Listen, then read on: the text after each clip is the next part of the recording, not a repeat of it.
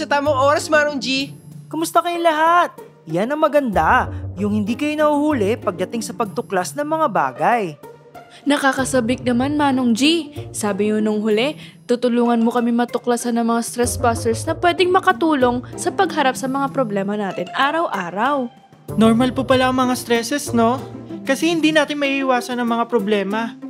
Akala ko talaga dati, yung malas lang ang may stress.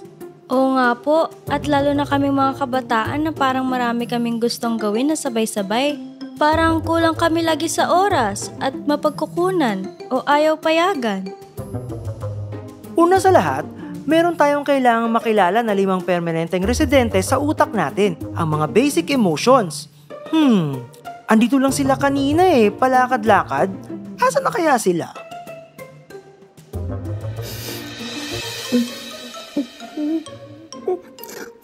Ano yun? Narinig mo yun? Ako si Fear. Isa ako sa 5 permanenteng residente ng utak. Pag mayroong kakaiba sa paligid na kahina-hinala, halimbawa, parang pag may bagong salta katulad nyo, ako ang emosyon na boss sa utak nyo. Bumibisita lang kami, Fear. Ano ang nararamdaman namin sa mga sitwasyon pag ikaw ang boss sa brain namin? Iba-ibang level ng takot sa sitwasyon. Minsan, paunang nerbiyos. Parang pag may pagsusulit at hindi ako sigurado sa inaral ko, lalo sa mga grado ko. Oo nga. O kaya pag tinawag ka ng pasigaw ng mga magulang mo at iniisip mo ano kaya ang kasalanan mo ngayon. Naku, takot. Taranta na ako dyan. Kung may malaking super duper typhoon na dumating at takot kang masira muli ang eskwelahan nyo. Naku, parang horror at terror ang level ng takot nyo dyan. Naranasan ko na kasi yan dati, mga bagyo. Lagi ka palang nasa alerto, Fear. Oo naman. Pero kung wala ako, hindi kayo magiging alerto sa paligid nyo. At pag hindi kayo alerto, hindi kayo makakapag-desisyon kung mananatili or aalis kayo. Baka makasama pa sa inyo yun. Kailangan ka pala talaga namin, Fear. Kasi kung wala ka, baka mapahamak kami. Oo, kaya si Fear ay isang permanenteng residente. Isa siya sa mga 5 basic emotions ng tao. Depende sa sitwasyon, kahit ano sa kanila ang pwedeng maging dominante. Kaya kailangan nyo talaga ako kahit lagi akong nininervyos. Saglit lang. Alis muna ako magtatago muna ako. Saan siya napunta? Hi? Basta, there's something that's not comfortable in here. Uy, Disgas! Ginagawa mo talaga ng tamang trabaho mo. Eto ko si Manong G talaga. Hindi lang talaga ako palagay dito. Meron akong hindi gusto pero hindi ko malaman kung ano. Ganyan talaga si Disgas. Isa na naman sa 5 basic emotions. Parang may amoy na hindi maayos. At saka mainit dito. Hindi maayos yung temperature. Gosh, ang init ang pawis ko na. Hindi kasi saya i-discuss yung amoy at temperatura dito. Oo, si Disgas yung emosyon pag ayaw natin sa bagay, sitwasyon, tao, o pangyayari. Bale, parang kabaligtaran lang siya ng like button? Hoy, kung wala ako, sasang-ayon lang kayo sa lahat at hindi nyo makikilala ang mga bagay na hindi sang-ayon sa inyong panlasa, panghawak, pagtingin, pandinig, or pag-amoy. Oo nga, no? Katulad ng masamang amoy ng pagkain pagpanis na. O kaya, maraming tubig na dapat hindi talaga inumin. Oo, Disgas. Ikaw talaga ang emosyon na nagbibigay sa amin ng pakiramdam na ayaw talaga namin ng isang bagay, tao, o sitwasyon. Pati po ba pandidiri? Yes, sakop ko yung pandidiri. Kadiri talaga ang mga sakop ko. Alis na ako at hindi ko talaga type pang amoy dito. Salamat, Discuss, ha. Kahit na ayaw mo sa amin.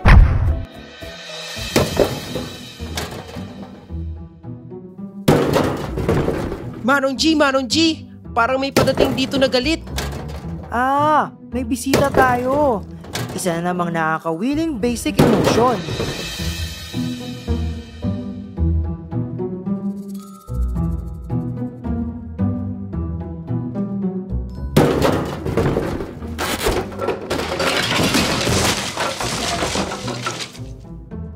Anong ba yan? I already told our crew they should get new lights for this part.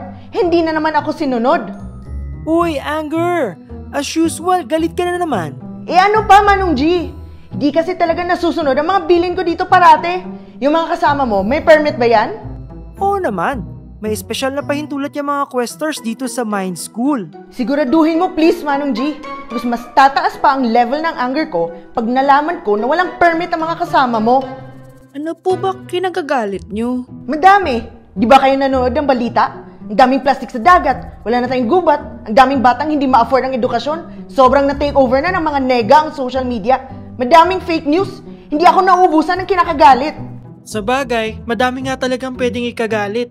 Sa school nga namin, pag nagkapikunan sa sports, ang bilis magalit ng mga teams, kaya nauuwi sa away. Totoo yan.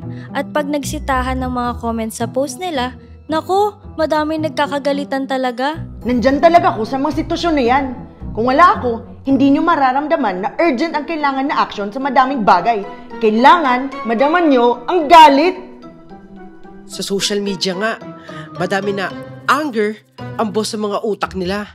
Madaming galit sa social media, pero nagtatago naman sila sa internet. So galit din ako sa ganun. Sobrang busy ng schedule niya ni Anger. Mas madali siyang tawagin ng mga kabataan, lalo na kung may away sa eskwela, sa social media. Alam niyo na. Totoo nga po yan, Manong G. Kapag gusto kong makipag-bonding sa mga kaibigan ko na sunod-sunod, nagagalit po ako sa mga magulang ko pag di ako pinapayagan. Ako naman, pag sunod-sunod ang mga gawaing bahay, parang ako na lang lagi ang nakikita ng mga magulang ko. Nagagalit din ako sa kanila pag ganun at nagdadabog na lang din ako. Ay nako, fully booked ako pag may mga away. Ano, nabully na naman si Miko? Humanda sa akin yung mga bullies na yan. Nakaka-nervyos kasama si Anger, no? Sobra, no? Kaya dapat, alam nyo pag siya ang boss sa brain mo. Si Anger galit, pero ako naman, sa dami ng problema, parang wala na talagang pag-asa. Yung hirap pang edukasyon ngayon dahil sa hirap ng buhay. At may pandemic pa. Yung pagbago ng klima na nakakaapekto sa buhay at pagpasok natin sa eskwela at trabaho. Nakaka-depress. Naku, sadness. Ganyan nga ang nararamdaman ng marami, lalo na ng mga kabataan. Parang sobrang laki na ng mga problema natin at mahirap malutas. Naiiyak ako parati and I want to give up na. Parang kahit ano ang gawin natin, hindi ito enough. Walang nangyayari para ma-improve ang mga bagay-bagay. Naiintindihan ko yung emosyon na yan. Lalo na nung kasagsagan ng pandemic na marami nawalan ng pag-asa. Si Sadness, parating madilim ang tingin sa paligid, hindi nakakita ng liwanag or solusyon. Emosyon siya, kaya pag si Sadness ang boss sa brain natin, wala talaga tayong nakikitang pag-asa.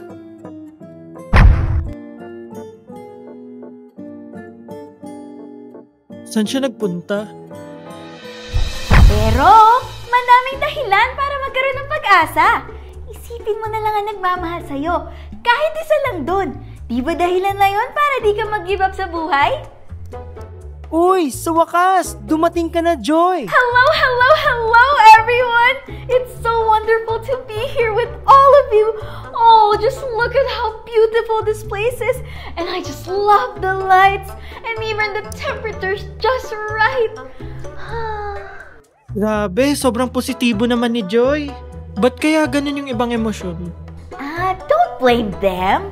Ganyan talaga ang apat na mga kasama ko. Parte sila talaga ng emotional barkadahan namin ng kahit sinong tao. Oh, kaya lagi kayo lahat nakahanda sa brains namin? Yes, girl! Ganun talaga ang mga kasamahan ko. At ako naman, ganito talaga. I'm always upbeat. Pero napaka-importanting nakilala nyo kaming lahat at naging aware kayo kung paano kami bilang permanent residents sa inyong brain.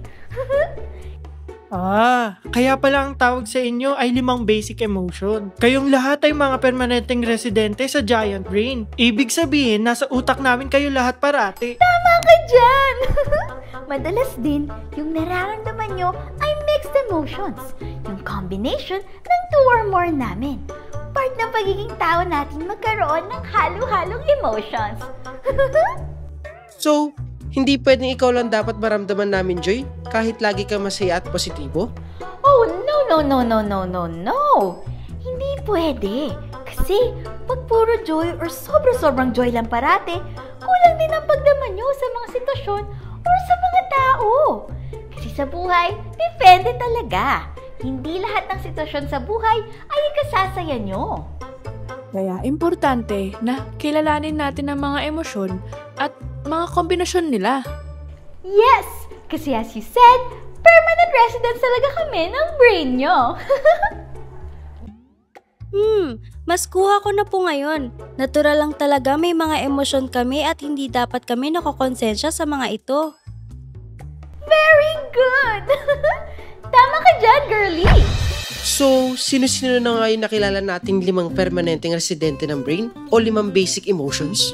Meron tayong joy, sadness, disgust. Sino pa ba yung mga yun? Si anger. Si anger. At si fear. Si fear. Oh, yun yung 5. Hi everyone! Maraming karanasan ang binibigay ng buhay kaya't iba't ibang mga emosyon at talaga ang nararamdaman natin depende sa sitwasyon. Uy, Kuya King! Sakto ang pagdating mo. Nakilala na nila ang 5 barkada ng basic emotions. Everyone, siya si Kuya King. Nag-aral ng developmental psychology at tinutulungan ng Giant Brain kasama ang 5 basic emotions. Isa rin siyang peer educator.